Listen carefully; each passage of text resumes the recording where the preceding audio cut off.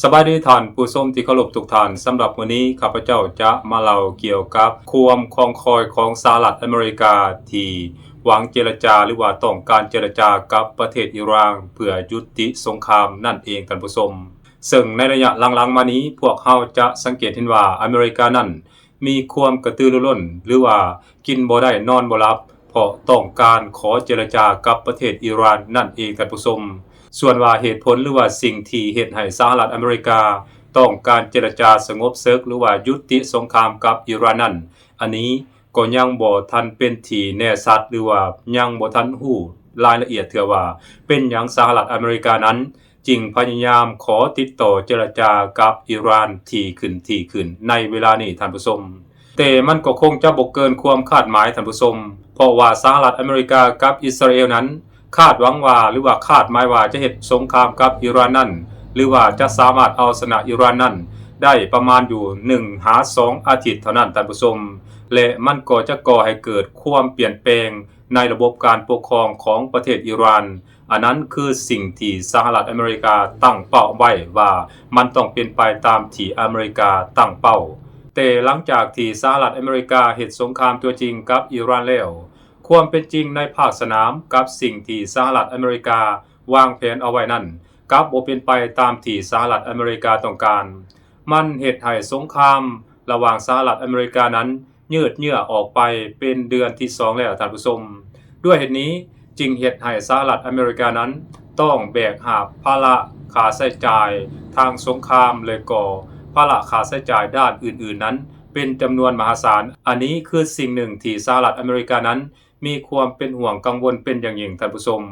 เพราะอย่าลืมว่าการที่สหรัฐอเมริกาเฮ็ดสงครามกับอิหร่านในครั้งนี้นั้นอเมริกาเกิดความสูญเสียเป็นจำนวนมหาศาลบ่ว่าจะเป็นบรรดาฐานทัพต่างๆอยู่ในภูมิภาคตะวันออกกลางโดยเฉพาะแม้นอยู่ในบรรดาประเทศพันธมิตรของอเมริกานั้นต่างก็ถูกอิหร่านยิงถล่มให้เสียหายหนักหน่วงไปตามๆกันนับไปกว่านั้นบรรดาอาวุธยุทโธปกรณ์และกำลังพลของสหรัฐอเมริกานั้นก็เกิดความสูญเสียอย่างหนักหน่วงในการเฮ็ดสงครามกับอิหร่านในครั้งนี้ซึ่งความเสียหายเหล่านี้เป็นสิ่งที่อเมริกาคาดบ่ถึงว่ามันจะเกิดขึ้นนั่นเองท่านผู้ชมเพราะฉะนั้นจึงเฮ็ดให้มาฮอดเวลานี้อเมริกานั้นอาจจะทนแบกรับภาระหรือว่าความสูญเสียเหล่านี้บ่ไหวจึงต้องการขอเจรจาสงบศึกกับประเทศอิหร่านนั่นเองและอเมริกาในช่วงนี้ก็มีความกระตือรือร้นและก็เป็นกระวนกระวายที่อยากจะเจรจากับอิหร่านสังเกตได้การที่อเมริกานั้นได้ส่งคณะผู้แทนของตนเองไปรอท่ารัฐมนตรีกระทรวงการต่างประเทศของอิหร่านอยู่ที่ประเทศปากีสถาน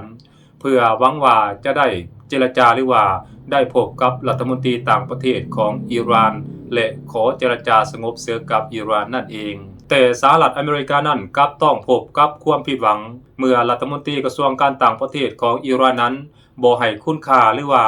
บ่ให้เวลาที่จะให้บรรดาผู้แทนของสหรัฐอเมริกาเหล่านั้นมาพบกับตนเองได้เพราะฉะนั้นจึงเหตุให้การไปของคณะทูตหรือว่าคณะผู้แทนของสหรัฐอเมริกาที่เดินทางไปปากีสถานในครั้งนี้จึงรอเกอร์และเสียเวลาเป็นอย่างยิ่งท่านผู้ชมอันนั้นคือสิ่งที่มันเกิดขึ้นพร้อมกันนั้นมันก็ยังได้แสดงให้พวกเขาเห็นว่าปฏิกิริยาที่อิหร่านได้ส่งออกไปต่อประเทศสหรัฐอเมริกานั้นมันก็เป็นสัญญาณบ่งบอกว่าอิหร่านนั้นมีแต้มต่อบ่แม่นสหรัฐอเมริกามีแต้มต่อในการเจรจาสงบศึกกับอิหร่านในครั้งนี้ท่านผู้ชมพออิหร่านรู้ดีว่าการเจรจาสงบศึกหรือว่ายุติสงครามกับอเมริกานั้นบ่ต่างหยังกับการเอาตัวเองนี้ไปให้คนอื่นประหารชีวิตดีๆนี่เองท่านผู้ชมอันนั้นคือสิ่งที่อิหร่านบ่สามารถยอมรับได้พร้อมกันนั้นอิหร่านเองก็ยังได้ประกาศออกมาผ่านหน้าสื่อว่าสถานการณ์ระหว่างสหรัฐอเมริกาในปัจจุบันนี้มันบ่เอื้ออำนวยให้แก่การเจรจาสงบศึกหรือว่ายุติสงครามระหว่างสหรัฐอเมริกากับอิหร่านแม้แต่น้อยเดียวเพราะเวลานี้สหรัฐอเมริกานั้นยังคงปิดล้อมอิหร่านในทุก2ทางบ่ว่าจะเป็น2ทางทางด้านการทหารทางด้านเศรษฐกิจและก็การเมืองอเมริกาพยายามกดดันประเทศอิหร่านอย่างหนักหน่วงเพราะฉะนั้นอิหร่านจึงเห็นว่าในสถานการณ์แบบนี้ มันบ่อำนวยให้แก่การเจรจาสงบศึกหรือว่ายุติสงครามหรือว่าเจรจาสันติภาพกับสหรัฐอเมริกานั่นเองด้านหนึ่งอิหร่านเองก็ได้ออกมายั่งยืนอยู่เสมอว่าอเมริกานั้นบ่มีสิทธิ์ที่จะต่อรองเกี่ยวกับโครงการอาวุธนิวเคลียร์หรือว่าโครงการพลังงานนิวเคลียร์เพื่อสันติของอิหร่านเพราะการตัดสินใจต่างๆนั้นเป็นของอิหร่านเพราะว่าอิหร่านนั้นมีอำนาจและอธิปไตยหรือว่ามีอำนาจอธิปไตยพื้นแผ่นดินอันครบถ้วนเป็นของตนเอง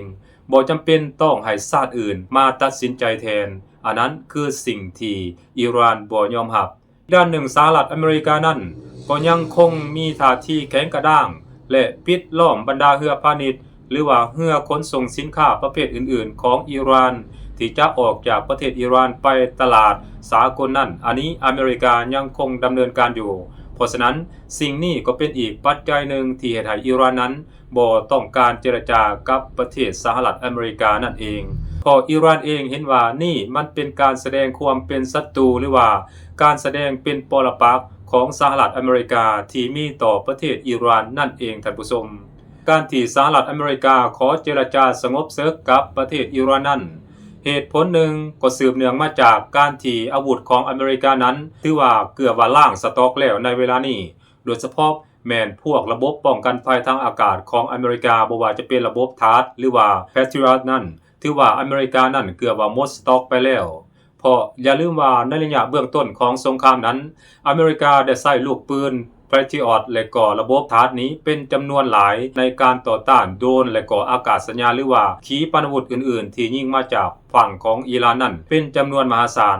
ที่สำคัญลูกจรวด Patriot และก็ลูกจรวดของทาร์ดที่ต่อต้านโดรนและก็ขีปนาวุธของอิหร่านนั้นมีราคาถูกกว่าของอเมริกาเห็นได้อย่างชัดเจนโดย Patriot นี้ลูกหนึ่งนั้นอาจจะมีล้านขึ้นไปล้านกว่าดอลลาร์ขึ้นไป